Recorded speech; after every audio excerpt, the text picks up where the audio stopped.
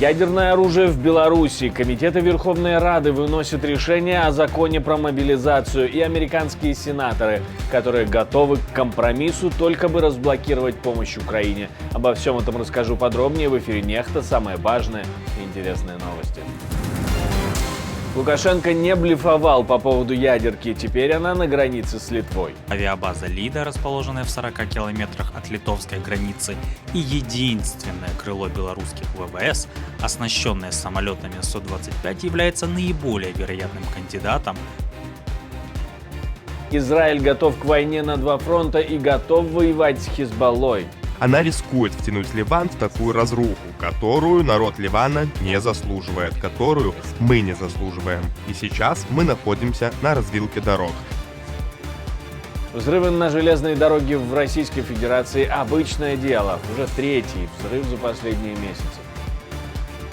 Спасибо, что смотрите, спасибо за доверие. Не забывайте ставить лайки, не забывайте подписываться, не забывайте оставлять комментарии. Это очень важно, мы хотим знать все, что вы думаете.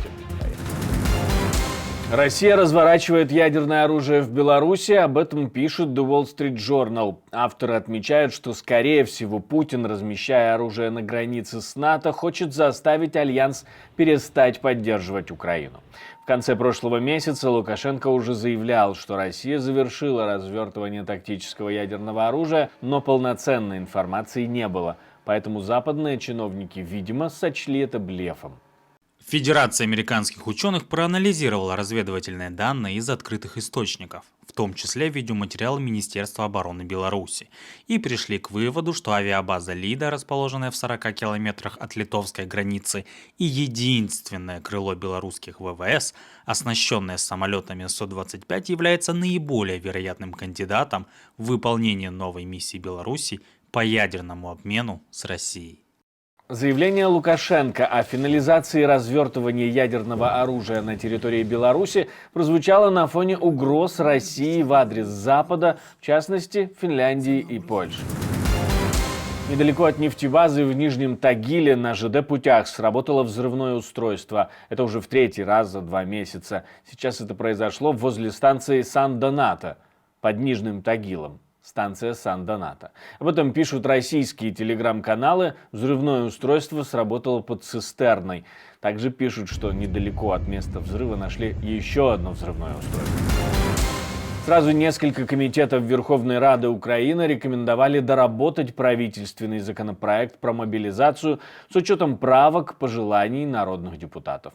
Комитет по социальной политике, по антикоррупционной как минимум вернули проект на доработку, а Комитет Верховной Рады по вопросам нацбезопасности, обороны и разведки начал рассматривать этот законопроект несколько дней назад, и секретарь комитета уже заявлял, что вопросы есть к каждому пункту. Напомню, правительство зарегистрировало в Верховной Раде законопроект об изменениях в законы о мобилизации, учете и воинской службе. Законопроект вызвал горячие споры и реакцию соцсетей.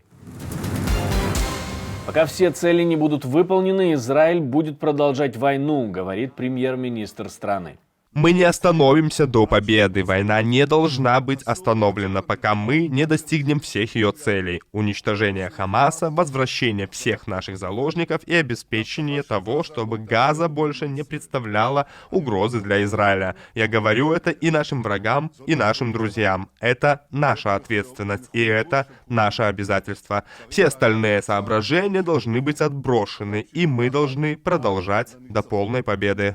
Но, судя по всему, только борьбой на территории сектора Газа все не закончится. Президент Израиля заявляет, что вся страна полна решимости подорвать способность Хамас осуществлять террор по всему миру.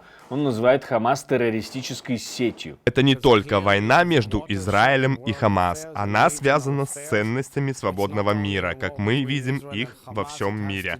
Позвольте мне показать вам документ, строго конфиденциальный, строго секретный документ, который мы только что разгадали в штаб-квартире Хамас. Это брошюра, которая является директивой командиров Хамас о том, как управлять летними лагерями для детей, чтобы распространять ценности джихада. джихада. В ней четко сказано, что нужно распространять ценности джихада и сопротивления, то есть террора, и как превратить это общество в милитаризованное. И это по всему сектору Газа, то есть они берут детей, в то время как все мы знаем, что такое летние лагеря и для чего они предназначены, и какой это замечательный опыт, позволяющий детям и взрослым, я имею в виду подростков, стать гражданами свободного мира со свободой, со счастьем, с радостью и со спортом. В те моменты, когда почти весь мир призывает к окончанию боевых действий на Ближнем Востоке, появляется как никогда реальный риск их расширения. В Израиле говорят о том, что ливанская организация Хизбалла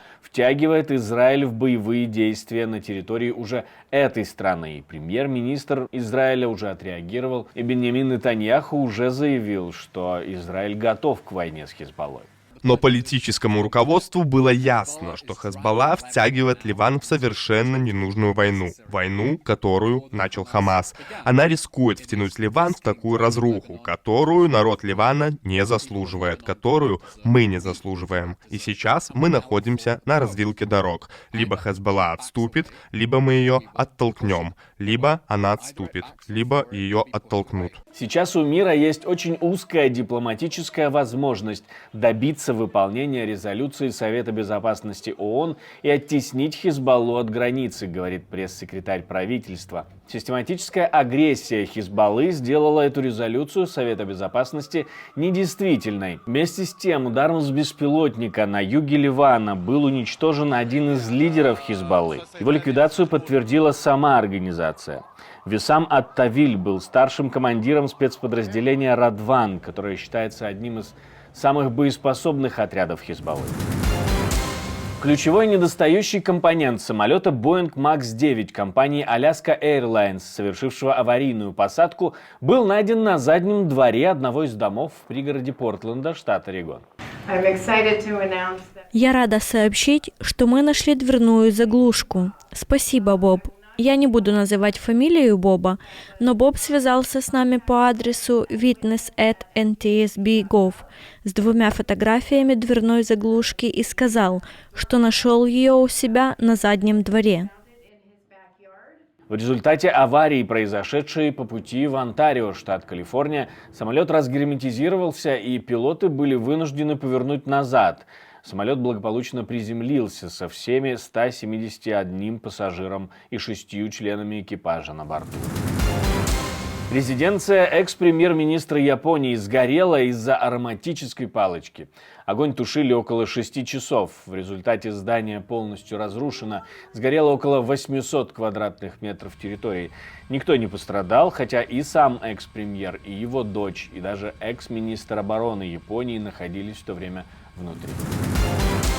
3 сенаторов-переговорщиков от 2 американских партий и 3-й сенатор независимый анонсировали соглашение о границе с Мексикой для того, чтобы разблокировать миллиарды для Украины. Текст, надеюсь, будет на этой неделе, чтобы мы могли им поделиться. У всех будет время, чтобы почитать и изучить соглашение. Никто не будет отстранен от этого процесса. Это соглашение должно заработать. Все рассчитывают на то, что оно действительно заработает. Работу стимулировал, видимо, календарь, а именно приближение шатдауна. Фактическое прекращение работы правительства должно наступить 19 января, и теперь, скорее всего, его не будет. Отбывающий срок в Норвегии за массовое убийство Андерс Брейвик жалуется на плохое отношение и содержание в камере. Он подал иск на нарушение его прав в тюрьме. Это при условии, что в камере есть телевизор и даже игровая консоль. Адвокаты заключенного говорят, что отправка писем и неполноценный контакт с внешним миром как раз и нарушают права Брейвика. Напомню, Андерс Брейвик убил 8 человек в Осло, устроив там взрыв. Затем отправился в молодежный лагерь левоцентристской политической группы на острове Утойя, где застрелил еще 69 человек. В его приговоре есть оговорка. Его максимальное наказание 21 год тюрьмы может быть продлено на неопределенный срок, если его сочтут по-прежнему опасным для общества.